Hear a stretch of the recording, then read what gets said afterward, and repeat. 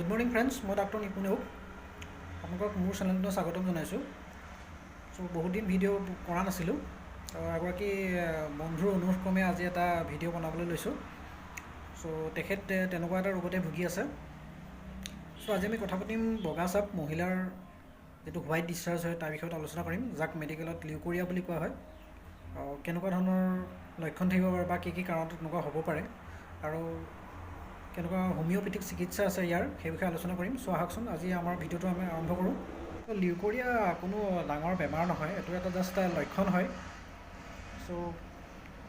Young যিবিলাক young ছোৱালী থাকে সেইবিলাকৰ ক্ষেত্ৰতো দেখিবলৈ পোৱা যায়, নাইবা মেৰিড যোনবিলাক ওমেন থাকে সেইবিলাকৰ ক্ষেত্ৰতো এইটো দেখিবলৈ পোৱা যায়। জেনেৰেলি যিবিলাক মহিলাৰ আমাৰ হৰম'ন থাকে, ইষ্ট্ৰজেন, প্ৰজেষ্ট্ৰন, তেনেকুৱা হৰম'নৰ ইম্বেলেঞ্চৰ কাৰণে তেনেকুৱা হয়। লিউকোৰিয়া বা বগা চাপ দুটা কাৰণ থাকিব পাৰে, এটা ফিজিঅ'লজিকেল অৰ্থাৎ যোনটো নৰ্মেল ডিছচাৰ্জ হয়, আৰু এটা পেথলজিকেল অৰ্থাৎ কিবা মহিলাৰ যিকোনো ৰোগৰ বাবে তেনেকুৱা ধৰণৰ হ'ব পাৰে। নৰ্মেল ডিছচাৰ্জ আৰু যোনটো এবনৰ্মেল ডিছচাৰ্জ, যিটো অৰ্থাৎ পেথলজিকেল ডিছচাৰ্জ, এইটো কেনেকুৱা হয়, কি হয়। নৰ্মেল ডিছচাৰ্জটো হৈছে পিউবাৰ্টি, অৰ্থাৎ সৰু ছোৱালীৰ পিউবাৰ্টিৰ সময়ত কিছুমান দেহত বডিত হৰম'নেল ইম্বেলেঞ্চ আহি যায়। তেনেকুৱা ক্ষেত্ৰত তেনেকুৱা কেতিয়াবা ডিছচাৰ্জ হয়। আৰু তেনেকৈ প্ৰেগনেঞ্চিৰ সময়তো মহিলাসকলৰ কিছুমান বডিত হৰম'নেল কিছুমান চেঞ্জেছ আহি যায়। হৰম'নেল ইম্বেলেঞ্চৰ কাৰণে তেনেকুৱা ডিছচাৰ্জ হয়। আৰু মাহেকীয়া যেতিয়া বন্ধ হৈ যায়, অৰ্থাৎ মেন'পজ যাক কয়, মেন'পজৰ সময়তো তেনেকুৱা দেহত বডিত কিছুমান ফিমেল হৰম'নেল ইম্বেলেঞ্চৰ কাৰণে তেনেকুৱা হয়। আৰু হোৱাইট একদম পাতলা ডিছচাৰ্জ থাকিব, তাত কোনো ইটচিং বা তেনেকুৱা ধৰণৰ একো নাথাকে। তেনেকুৱা কিছুমান নৰ্মেল ডিছচাৰ্জ, সেইটোক নৰ্মেল ডিছচাৰ্জ বুলি কোৱা হয়। আৰু পেথলজিকেল যোনটো লিউকোৰিয়া আছে, পেথলজিকেল লিউকোৰিয়াটো নৰ্মেল হোৱাইট ডিছচাৰ্জৰ সলনি কেতিয়াবা কালাৰটো চেঞ্জ হৈ যায়, কেতিয়াবা য়েল্ল'ইছ হ'ব বা কেতিয়াবা ৰেডিছ হয়, অৰ্থাৎ ব্লাড মিক্স হৈ আহে। তেনেকুৱা ক্ষেত্ৰত বা কেতিয়াবা ইটচিং হ'ব মহিলাৰ গুপ্তাংগত বা ভেজাইনেল এৰিয়াত। সেইটো কণ্ডিশ্যনক জেনেৰেলি পেথলজিকেল কিবা কণ্ডিশ্যন থাকিব পাৰে। তেনেকুৱা এইটো পেথলজিকেল কণ্ডিশ্যনত আহি যায়। কি কাৰণ থাকিব পাৰে? মেইন কাৰণটো হৈছে হৰম'নেল ইম্বেলেঞ্চ এটা আহি যায়, আৰু কিছুমান আনহাইজেনিক, অৰ্থাৎ হাইজিন মেইনটেইন নকৰে, প্ৰাইভেট পাৰ্টছ বা তেনেকুৱা ধৰণৰ আনহাইজেনিক কণ্ডিশ্যনৰ কাৰণে হোৱাইট ডিছচাৰ্জ, যিকোনো বেক্টেৰিয়েল ইনফেকশ্যনৰ কাৰণে আহি যাব পাৰে। ডায়েবেটিছৰ এটা কাৰণ আহিব পাৰে।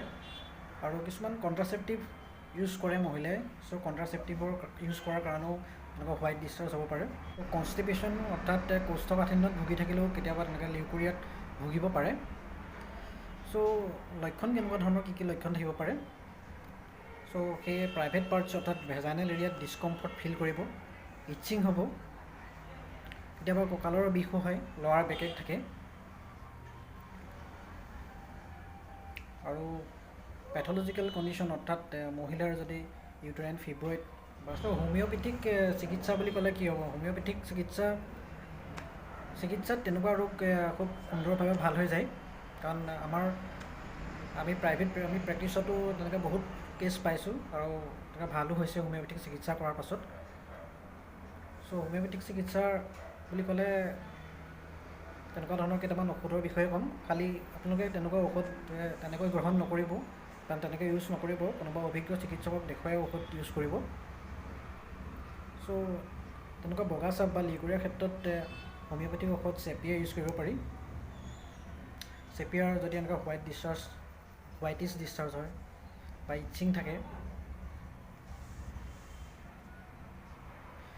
আৰু পালচাৰ দিলে তেনেকৈ ইউজ কৰিব পাৰি।